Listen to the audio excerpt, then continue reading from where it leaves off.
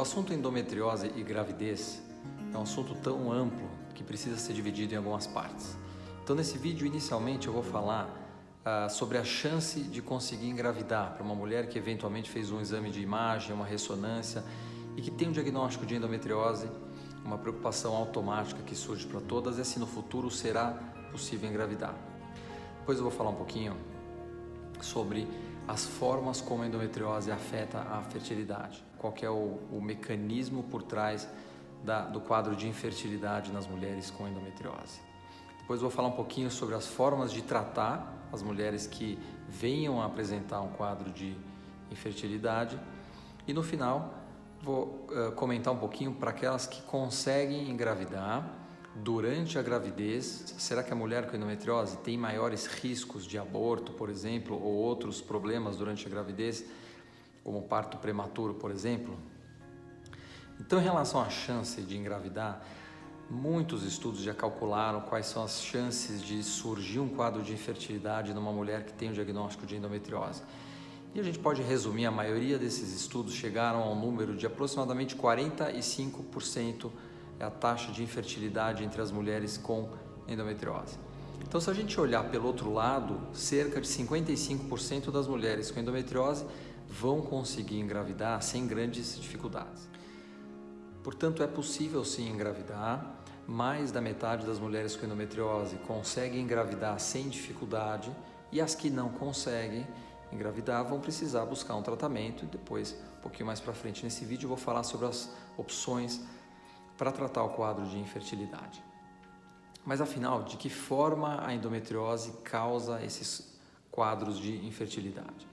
O problema acontece em 3 partes do sistema reprodutivo da mulher.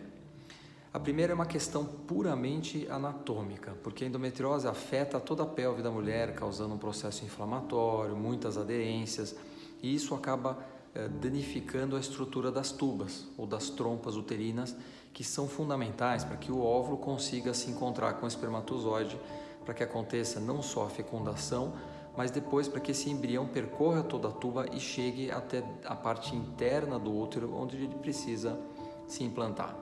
Na mulher com endometriose, essas aderências afetam essa estrutura, dificultando muito essa interação, e esse é um dos motivos para os quadros de infertilidade.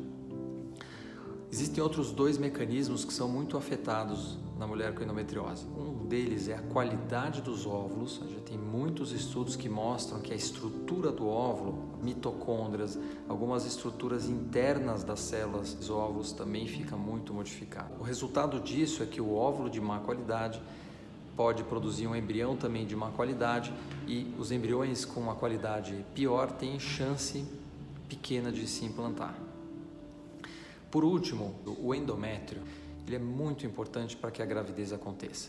Não basta eu ter um embrião de boa qualidade, eu preciso de um endométrio receptivo, um endométrio com todas as características, toda a estrutura para tornar a implantação do embrião possível.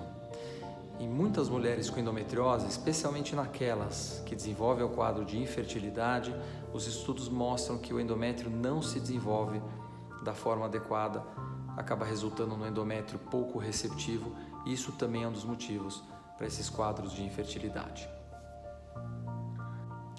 Como que a gente trata esses quadros de infertilidade?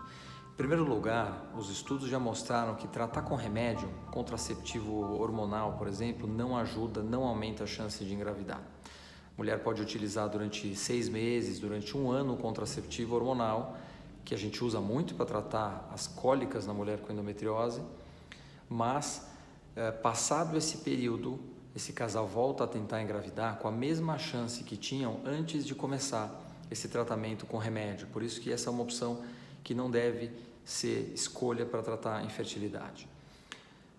Diante disso, a gente fica com 2 opções, ou a fertilização in vitro ou o tratamento cirúrgico com a remoção de todos os focos de endometriose, deixando depois o casal tentar engravidar naturalmente. Como que a gente faz para escolher entre uma opção e outra? Um ponto especial para tomar essa decisão é a quantidade de óvulos da mulher. A gente costuma usar a idade dos 35 anos como um parâmetro para isso. Então, as mulheres que têm menos de 35 anos e que exames de sangue, como o hormônio antimileriano, por exemplo, mostram que ela tem um bom estoque de óvulos, pode optar pelo tratamento cirúrgico como etapa inicial. Claro que para isso é importante verificar se as tubas têm boas condições e se o espermograma do marido também vai permitir uma gravidez natural depois do tratamento cirúrgico. Para os casais em que a mulher tem 35 anos ou mais, ou até um pouco menos de 35 anos, mas que exames de sangue ou ultrassom mostram uma baixa quantidade de óvulos, a melhor opção é começar pela fertilização in vitro. Para fazer a fertilização in vitro numa mulher com endometriose, eu preciso de alguns cuidados especiais e nos últimos anos os estudos ajudaram muito bem a gente a definir qual é o melhor formato da fertilização in vitro na mulher com endometriose. Uma das opções mais usadas hoje em dia é fazer a fertilização in vitro, congelar os embriões e transferir 1 ou 2 meses depois. Isso já reduz o impacto daqueles hormônios todos sobre a endometriose, evita aquele processo inflamatório típico da doença e quando a gente transfere o embrião um pouco depois do tratamento, as taxas de sucesso da fertilização elas aumentam bastante. Por isso que essa é uma das opções mais utilizadas no mundo inteiro para a fertilização in vitro da mulher com endometriose. Aquelas que têm dores muito fortes e que vão começar um processo de fertilização in vitro, elas devem também discutir com bastante calma com seus médicos. Estudos recentes mostraram que o uso de progesterona via oral durante toda a fertilização in vitro não atrapalha a quantidade de óvulos captados e a taxa de gravidez depois da fertilização e é uma opção muito interessante para mulheres que têm endometriose e dores muito fortes.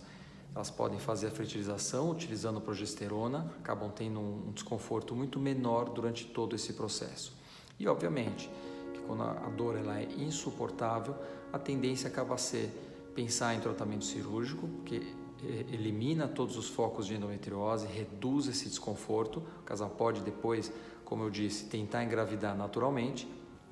E se a fertilização in vitro for necessária, pode fazer a fertilização sem todo esse desconforto durante o processo de indução. E por fim, quais são os riscos de uma gravidez nas mulheres com endometriose? Essa pergunta é muito comum e muitas vezes traduz, na verdade, uma preocupação com o desenvolvimento do bebê.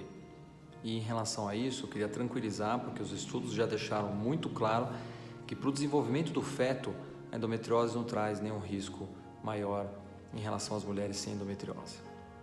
O que existe, e isso ainda é fonte de bastante discussão, é um risco um pouquinho maior de aborto nas mulheres com endometriose e aparentemente, isso ainda é um pouco controverso, existe um risco um pouco maior de parto prematuro. Em relação ao aborto, um estudo muito grande desenvolvido em Boston, publicado recentemente, mostrou que a taxa de aborto, que nos casais de uma forma geral é de aproximadamente 11 a 12%, na mulher com endometriose vai para aproximadamente 18 ou 19%.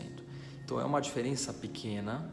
Até o momento não há nenhuma recomendação das sociedades médicas que tratam de reprodução ou de laparoscopia de se operar todas as mulheres com endometriose com o objetivo de reduzir a chance de aborto ou de reduzir o risco de prematuridade. Isso deve ser visto com bom senso e talvez para os casais que já tiveram um ou mais abortos, talvez seja o caso de pensar num tratamento cirúrgico para diminuir a chance de que isso venha a acontecer novamente numa futura gravidez.